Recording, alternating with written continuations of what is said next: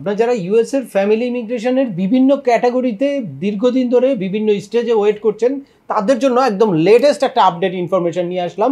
অর্থাৎ এই গতকালকেই জানুয়ারি 2025-এর ভিসা বুলেটিনটা পাবলিশড হয়েছে। তো সেই ভিসা বুলেটিন অনুযায়ী কারা ইন্টারভিউর জন্য এখন নতুন করে কিউতে পড়লো বা কারা ডকুমেন্ট ফাইলিং করার জন্য এলিজিবল হলো সেটাই আলোচনা করব আজকের এই ভিডিওতে। সাথে সাথে এখন কাদের ডকুমেন্ট কোয়ালিফাই হলে কারা এখন ইন্টারভিউ ডেট পাচ্ছে, ইন্টারভিউ রেশিও কীরকম, কোন গতিতে ইন্টারভিউ হচ্ছে, সব কিছুই জানতে পারবেন আজকের এই আপডেট ইনফরমেশনে।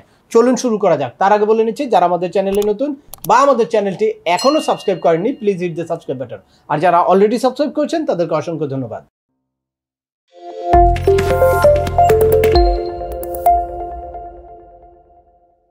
Welcome back. আপনাদের সাথে আছি আমি সেম আমিনুল বাহার। আমাদের এই চ্যানেলে ইউএসএ ভিজিট, পড়াশোনা, ওয়ার্ক পারমিট এবং মাইগ্রেশন সংক্রান্ত বেশ কিছু আপডেট ইনফরমেশন আছে। পাশাপাশি processing related step by step video আছে যেগুলো দেখে আপনারা চাইলে নিজেরাও নিজেদের প্রসেসিংটা করতে পারেন। তো যারা যেই টপিকসে ইন্টারেস্টেড দয়া করে ওই রিলেটেড সকল ভিডিওগুলো দেখবেন। এরপর ছোটোখাটো প্রশ্ন থাকলে ভিডিওর নিচে কমেন্টস করবেন। আর তারপরেও একান্ত কোনো ব্যক্তিগত পরামর্শ বা আমাদের কোনো সার্ভিস নিতে চাইলে ডিসক্রিপশনে থাকা হোয়াটসঅ্যাপ নাম্বারে অ্যাপয়েন্টমেন্ট বুক করে সরাসরি যোগাযোগ করতে পারেন। অ্যাট দ্য সেম টাইম আমাদেরকে ইমেল করতে পারেন এবং আমাদের ফেসবুক এবং ইউটিউব চ্যানেলটি ফলো করে সবসময় আমাদের সাথে যুক্ত থাকতে পারেন। এনিওয়ে চলে আসে আজকের মূল আলোচনায়। আপনারা জানেন যে ইউএসএর স্টেট ডিপার্টমেন্ট প্রত্যেক মাসে একটা আপডেট ইনফরমেশন দেয় যে আপনাদের কার কোন ক্যাটাগরির মানে ইন্টারভিউর জন্য ফাইনাল অ্যাকশন ডেটটা কবে কারেন্ট হলো বা ডকুমেন্ট ফাইলিং ডেট কবে কারেন্ট হলো, এই জিনিসটা নিয়ে একটা আপডেট দেয়। তো রিসেন্টলি অর্থাৎ গতকালকেই স্টেট ডিপার্টমেন্ট জানুয়ারি 2025-এর ভিসা বুলেটিনটা পাবলিশড হয়েছে।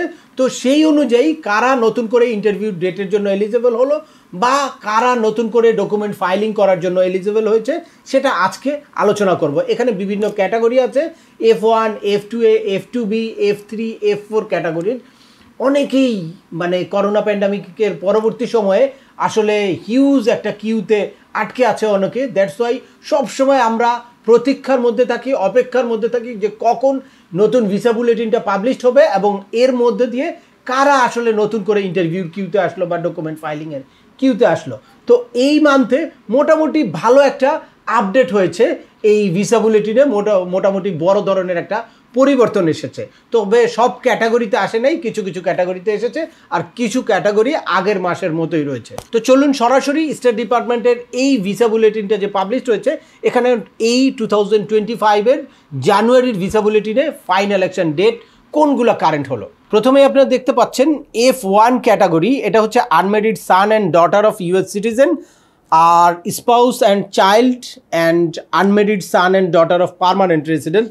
এই F1 ক্যাটাগরিতে এই 2025-এর জানুয়ারির ভিসা বুলেটিন অনুযায়ী 22 নভেম্বর 2015 হচ্ছে কারেন্ট ফাইনাল অ্যাকশন ডেট।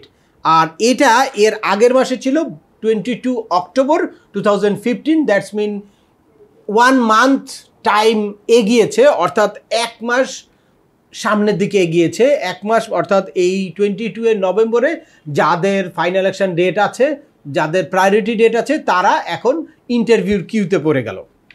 এরপরে দেখতে পাচ্ছেন F2A ক্যাটাগরি। F2A ক্যাটাগরি হচ্ছে spouse and children of permanent residence.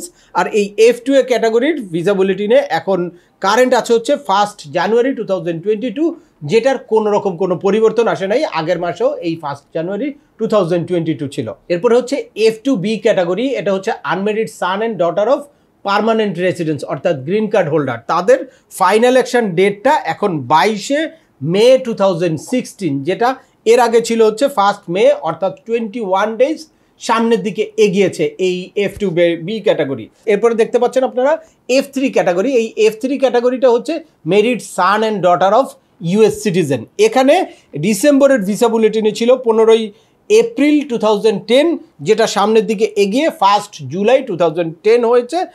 আর এটা নিয়ার অ্যাবাউট 60 ডেজ এগিয়েছে। তো এটা ভালো একটা বড় পরিবর্তন। এরপরে F4 category siblings of US citizen, এখানে কোনো রকম কোনো পরিবর্তন আসে নাই।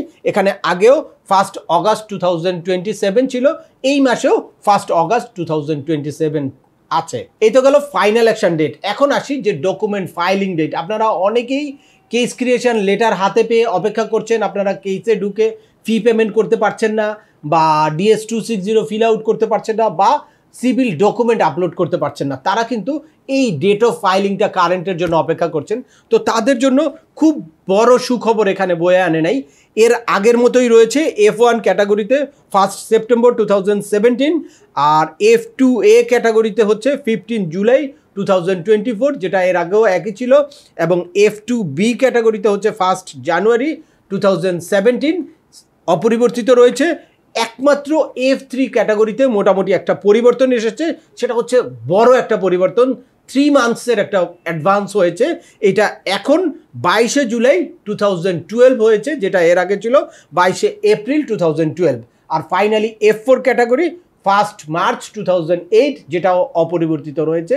তো আপনাদের হতাশ হওয়ার কোনো কারণ নেই, আমরা আশা করছি নেক্সট ভিসা বুলেটিনে অন্যান্য ক্যাটাগরিগুলোতেও বড় ধরনের পরিবর্তন আসবে। একদম লেটেস্ট ইউএস এমবাসি ঢাকার আপডেটটা কি, বা ঢাকা কি পরিমাণ ইন্টারভিউ নিচ্ছে। ইউএস এমবাসি ঢাকা কিন্তু প্রতিনিয়তই প্রচুর পরিমাণে ইন্টারভিউ লেটার ইস্যু করছে এবং প্রতিনিয়তই প্রচুর পরিমাণে ইন্টারভিউ ডেট নিচ্ছে। অনেকে আসলে হতাশ যে ট্রাম্প ক্ষমতায় আসার পরে ইমিগ্রেশন ভিসা স্লো হয়ে যাবে, ইন্টারভিউ নিবে না, রিফিউজ করবে। এই জায়গায় আসলে আপনাদের হতাশ হওয়ার কারণ নাই। আননেসেসারি অনেকে একটা মানে রিউমার ছড়াচ্ছে, বা অনেকে বিভিন্ন রকম ইউটিউবে বিভিন্ন চ্যানেলে বিভিন্ন জায়গায় এ ধরনের কথা বলছে। এটাতে আপনাদের মানে ফ্রাস্ট্রেটেড হওয়ার কিছু নাই। ইমিগ্রেশন ভিসা যেই স্টেজে আছেন, যেগুলো অলরেডি ফাইলিং হয়ে গেছে, সেগুলোকে চেঞ্জ করার কোনো রকম কোনো সম্ভাবনা নাই।